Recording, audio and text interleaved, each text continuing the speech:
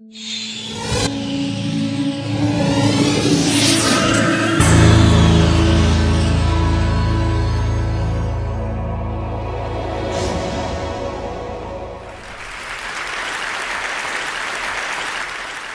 need to make a confession at the outset here.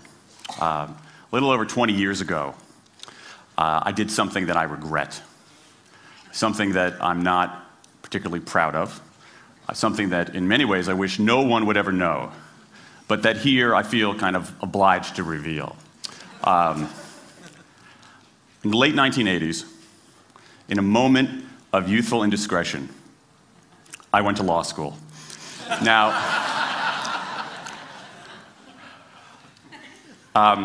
in America, law is a professional degree. You get your university degree, then you go on to law school. And when I got to law school, I didn't do very well. To put it mildly, I didn't do very well. I, in fact, graduated in the part of my law school class that made the top 90% possible. Thank you. I never practiced law a day in my life. I pretty much wasn't allowed to. But today, against my better judgment, against the advice of my own wife, I want to try to dust off some of those legal skills, what's left of those legal skills. I don't want to tell you a story. I want to make a case. I want to make a hard-headed, evidence-based, dare I say lawyerly case for rethinking how we run our businesses. So, ladies and gentlemen of the jury, take a look at this. This is called the candle problem. Some of you might have seen this before. It was created in 1945 by a psychologist named Carl Duncker. Carl Duncker created this experiment that's used in a whole variety of experiments in behavioral science. And here's how it works. Suppose I'm the experimenter. I bring you into a room. I give you a candle, some thumbtacks, and some matches. And I say to you, your job is to attach the candle to the wall so the wax doesn't drip onto the table. Now, what would you do? Many people begin trying to thumbtack the candle to the wall. Doesn't work. Some people, and I saw somebody kind of make the motion over here, some people have a great idea where they light the match, melt the side of the candle, try to adhere it to the wall. It's an awesome idea, doesn't work. And eventually, after 5 or 10 minutes, most people figure out the solution, which you can see here. The key is to overcome what's called functional fixedness. You look at that box and you see it only as a receptacle for the tacks, but it can also have this other function as a platform for the candle.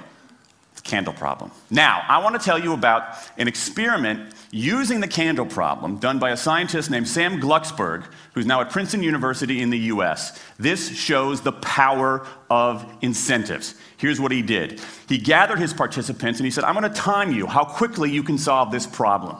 To one group, he said, I'm going to time you to establish norms, averages, for how long it typically takes someone to solve this sort of problem. To the second group, he offered rewards. He said, if you're in the top 25% of the fastest times, you get $5. If you're the fastest of everyone we're testing here today, you get $20. Okay, now this is several years ago, adjusted for inflation. It's a decent sum of money for a few minutes of work. Okay, it's a nice motivator. Question, how much faster did this group solve the problem? Answer, it took them on average 3.5 minutes longer. 3.5 minutes longer. Now, this makes no sense, right? I mean, I'm an American. I believe in free markets. That's not how it's supposed to work, right? If you want people to perform better, you reward them, right? Bonuses, commissions, their own reality show, incentivize them. That's how business works. But that's not happening here. You've got an incentive designed to sharpen thinking and accelerate creativity, and it does just the opposite. It dulls thinking and blocks creativity. And what's interesting about this experiment is that it's not an aberration. This has been replicated over and over and over again for nearly 40 years. These contingent motivators. If you do this, then you get that. Work in some circumstances, but for a lot of tasks, they actually either don't work or often they do harm. This is one of the most robust findings in social science and also one of the most ignored. I spent the last couple of years looking at the science of human motivation, particularly the dynamics of extrinsic motivators and intrinsic motivators. And I'm telling you, it's not even close. If you look at the science, there is a mismatch between what science knows and what business does.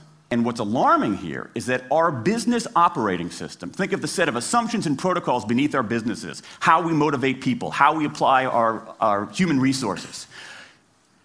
It's built entirely around these extrinsic motivators, around carrots and sticks. That's actually fine for many kinds of 20th century tasks.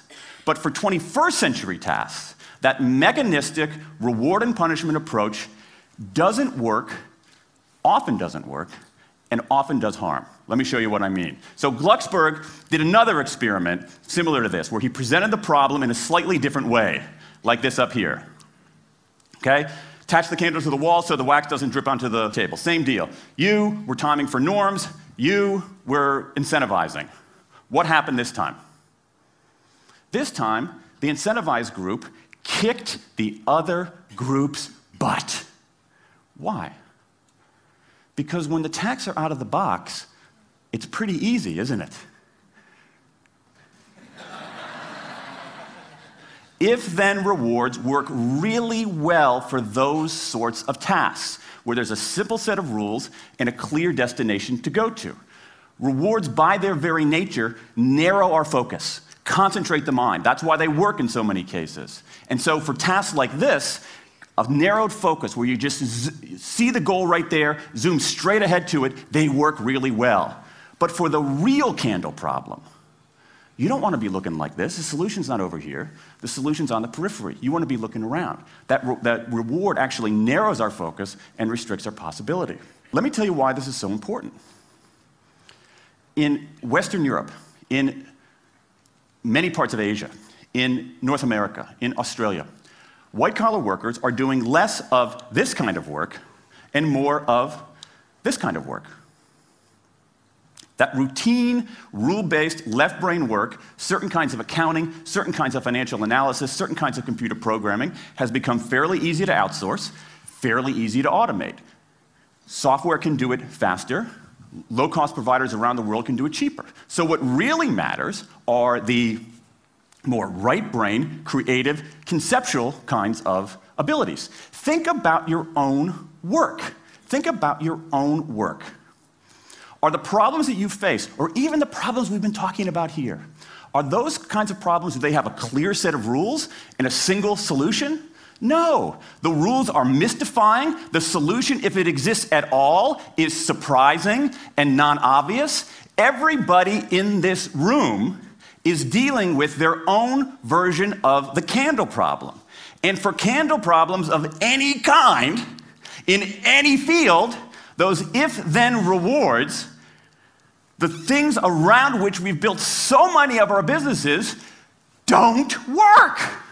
Now, I mean, it makes me crazy. And this is not, here's the thing, this is not a feeling, okay? I'm a lawyer, I don't believe in feelings. This is not a philosophy. I'm an American, I don't believe in philosophy. This is a fact. Or as we say in my hometown of Washington, D.C., a true fact. Let me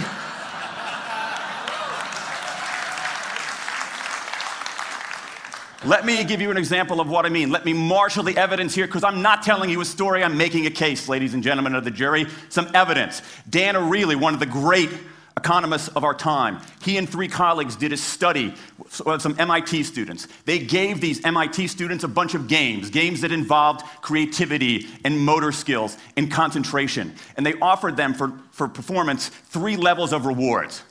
Small reward, medium reward, large reward. Okay? Do really well, you get the large reward, on down. What happened? As long as the task involved only mechanical skill, bonuses worked as they would be expected. The higher the pay, the better the performance. Okay? But once the task called for even rudimentary cognitive skill, a larger reward led to poorer performance. Then they said, okay, let's see if there's any cultural bias here. Let's go to Madurai, India and test this. Standard of living is lower. In Madurai, a reward that's modest by North American standards is more meaningful there. Same deal. A bunch of games, 3 levels of rewards. What happens? People offered the medium level of rewards, did no better than people offered the small rewards. But this time, people offered the highest rewards. They did worst of all. In 8 of the 9 tasks we examined across 3 experiments, higher incentives led to worse performance.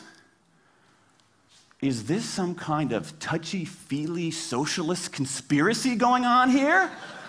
No, these are economists from MIT, from Carnegie Mellon, from the University of Chicago. And do you know who sponsored this research?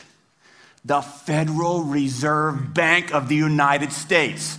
That's the American experience. Let's go across the pond to the London School of Economics. LSE, London School of Economics, alma mater of 11 Nobel laureates in economics.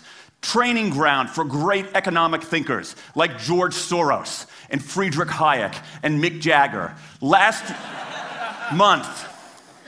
Just last month, economists at LSE looked at 51 studies of pay-for-performance plans inside of companies. Here's what the economists there said. We find that financial incentives can result in a negative impact on overall performance.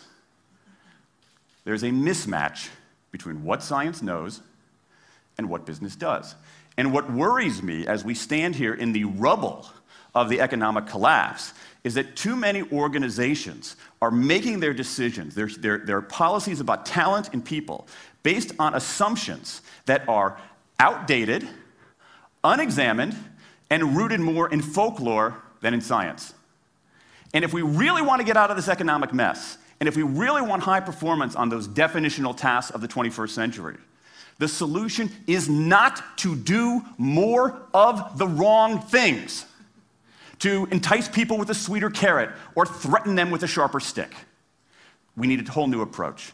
The good news about all this is that the scientists who've been studying motivation have given us this new approach. It's an approach built much more around intrinsic motivation, around the desire to do things because they matter, because we like it, because they're interesting, because they're part of something important. And to my mind, that new operating system for our businesses revolves around 3 elements: autonomy, mastery, and purpose. Autonomy, the urge to direct our own lives. Mastery, the desire to get better and better at something that matters. And purpose, the yearning to do what we do in the service of something larger than ourselves. These are the building blocks of an entirely new operating system for our businesses. I want to talk today only about autonomy. In the 20th century, we came up with this idea of management. Management did not emanate from nature. Okay? Management is it's not a tree, it's a television set. Okay? Somebody invented it. And it doesn't mean it's going to work forever. Management is great. Traditional notions of management are great if you want compliance. But if you want engagement, self-direction works better. Let me give you some examples of some kind of radical notions of self-direction. And what this means, you don't see a lot of it, but you see the first stirrings of something really interesting going on. Because what it means is, it means paying people adequately and fairly, absolutely. Getting the issue of money off the table, and then giving people lots of autonomy. Let me give you some examples. How many of you have heard of the company Atlassian? Okay, looks like less than half. Atlassian is an Australian software company, and they do something incredibly cool. A few times a year, they tell their engineers, go for the next 24 hours and work on anything you want. As long as it's not part of your regular job. Work on anything you want. So the engineers use this time to come up with a cool patch of code, to come up with an elegant hack. Then they present all of these stuff that they've developed to their teammates, to the rest of the company, in this wild and woolly all-hands meeting at the end of the day. And then, being Australians, everybody has a beer. They call them FedEx days. Why? Because you have to deliver something overnight. It's not bad. It's a huge trademark violation, but it's pretty clever. That one day of intense autonomy has produced a whole array of software fixes that might never have existed. And it's worked so well that Atlassian has taken it to the next level with 20% time, done famously at Google, where engineers can spend 20% of their time working on anything they want. They have autonomy over their time, their task, their team, their technique. Okay? Radical amounts of autonomy. And at Google, as many of you know, about half of the new products in a typical year are birthed during that 20% time. Things like Gmail, Orchid, Google News. Let me give you an even more radical example of it. Something called the results-only work environment, the ROW, created by 2 American consultants in place at about a dozen companies around North America. In a row, people don't have schedules. They show up when they want. They don't have to be in the office at a certain time or any time. They just have to get their work done. How they do it, when they do it, where they do it, is totally up to them. Meetings in these kinds of environments are optional. What happens? Almost across the board. Productivity goes up, worker engagement goes up, worker satisfaction goes up, turnover goes down. Autonomy, mastery, and purpose. These are the building blocks of a new way of doing things. Now, some of you might look at this and say, that sounds nice, but it's utopian. And I say, nope. I have proof. In the mid-1990s, Microsoft started an encyclopedia called Encarta. They had deployed all the right incentives. All the right incentives. They paid professionals to write and edit thousands of articles. Well-compensated managers oversaw the whole thing to make sure it came in on budget and on time. A few years later, another encyclopedia got started. Different model, right? Do it for fun. No one gets paid a cent or a euro or a yen. Do it because you like to do it. Now, if you had, just 10 years ago, if you had gone to an economist anywhere and said, hey, I got these 2 different models for creating an encyclopedia. If they went head-to-head, who would win? 10 years ago, you could not have found a single sober economist anywhere on planet Earth who would have predicted the Wikipedia model. This is the titanic battle between these 2 approaches. This is the Ali Frazier of motivation, right? This is the thriller in Manila, all right? Intrinsic motivators versus extrinsic motivators. Autonomy, mastery, and purpose versus carrots and sticks. And who wins? Intrinsic motivation, autonomy, mastery, and purpose in a knockout. Let me wrap up. There's a mismatch between what science knows and what business does, and here's what science knows. 1, those 20th century rewards, those motivators we think are the natural part of business, do work, but only in a surprisingly narrow band of circumstances. 2, those if-then rewards often destroy creativity. 3, the secret to high performance isn't rewards and punishments, but that unseen intrinsic drive, the drive to do things for their own sake, the drive to do things because they matter. And here's the best part. Here's the best part. We already know this. The science confirms what we know in our hearts. So, if we repair this mismatch between what science knows and what business does, if we bring our motivation, notions of motivation, into the 21st century, if we get past this lazy, dangerous ideology of carrots and sticks, we can strengthen our businesses, we can solve a lot of those candle problems, and maybe, we can change the world. I rest my case.